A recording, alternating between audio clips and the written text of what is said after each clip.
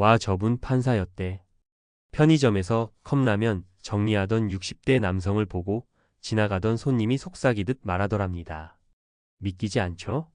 우리 머릿속의 판사는 법대 수석, 엘리트 중 엘리트, 명예와 돈을 모두 잡은 인생의 승자 같은 이미지인데요.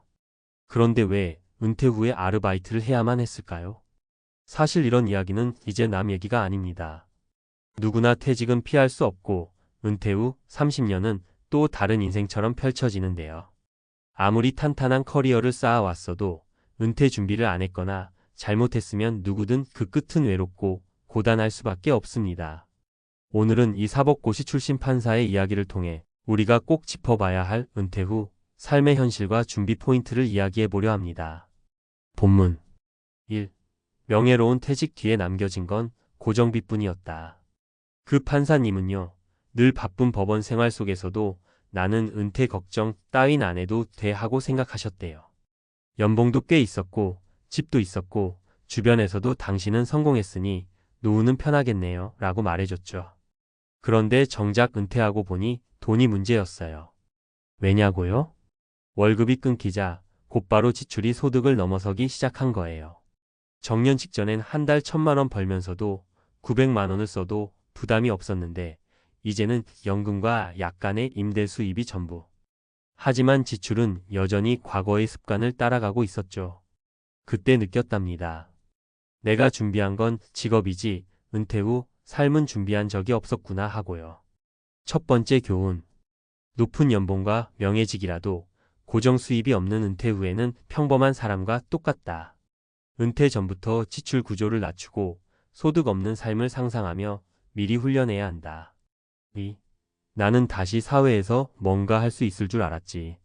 두 번째 문제는 바로 사회적 소외감이었어요.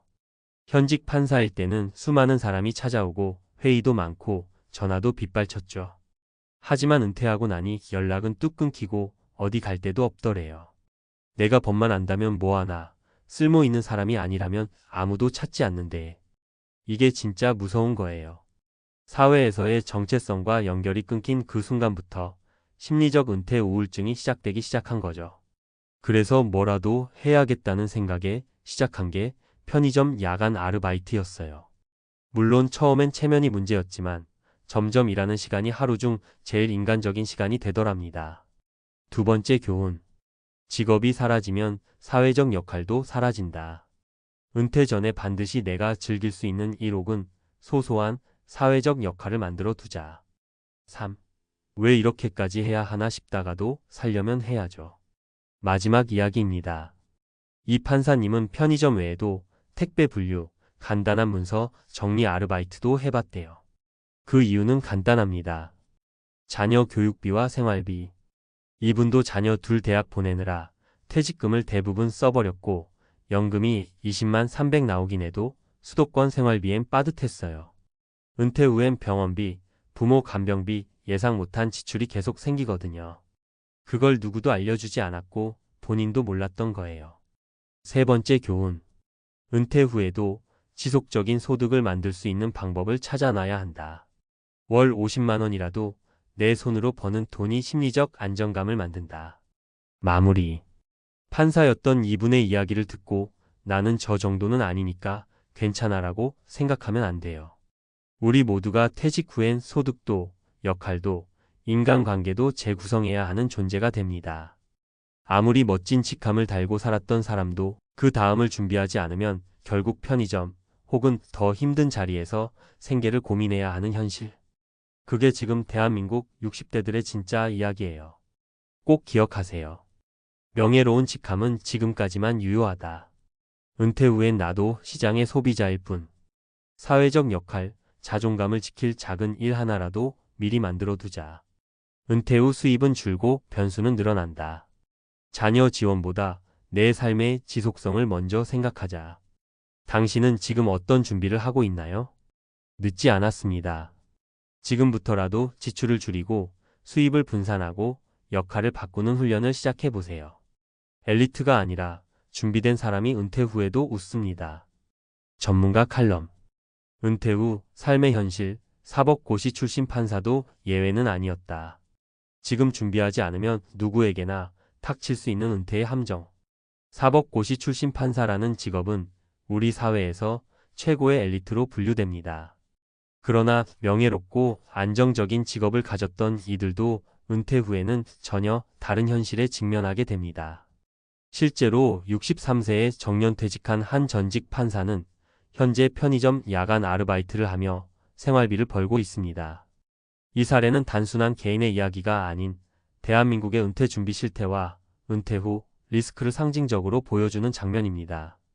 은퇴 후 삶은 소득, 역할, 정체성의 세 축이 무너지는 시기입니다. 이제부터 이 칼럼에서는 은퇴 후 대표적인 세 가지 리스크와 그에 대한 대응 전략을 소개하겠습니다. 1. 고소득자도 무너지는 지출 구조의 함정. 많은 사람들이 소득이 높았던 사람은 노후에도 여유롭다고 생각합니다. 그러나 문제는 은퇴 후에도 지출 습관은 그대로 유지되기 쉽다는 점입니다. 고정 지출이 높은 상태에서 정기 소득이 끊기면 급격한 자산 소모가 일어납니다. 판사였던 어 씨는 월 1,000만 원 이상의 급여를 받으며 소비 수준도 높았습니다. 그러나 은퇴 후에는 국민연금과 임대 수입 등으로 월 300만 원 남짓한 수입이 전부가 되었고 고정 생활비는 여전히 500만 원 수준이었습니다. 대응 전략. 은퇴 전 최소 23년 전부터 지출을 은퇴 후 예상 수준으로 맞추는 훈련 필요. 대체 소득원 임대, 배당, 프리랜서 수입 등 준비 필수. 지출 항목을 고정비 중심으로 줄이되 의료비 자녀 지원 비용은 보수적으로 예측해야 함.